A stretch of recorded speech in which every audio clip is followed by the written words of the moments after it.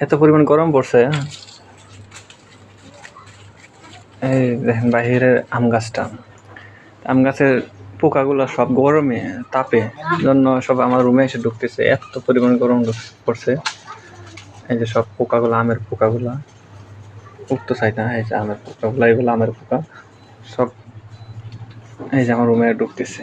জানলাগুলো বন্ধ করে দিই, এত পরিমাণ পোকা রৌদ্র উঠছে, এত তাপ, আলাদা একটা তাপ লাগতেছে। আমি নামাজে যাওয়ার আগে, আজকে শুক্রবার, নামাজে যাওয়ার আগে একটা আমার পাত্র রেখে গেছিলাম এখানে।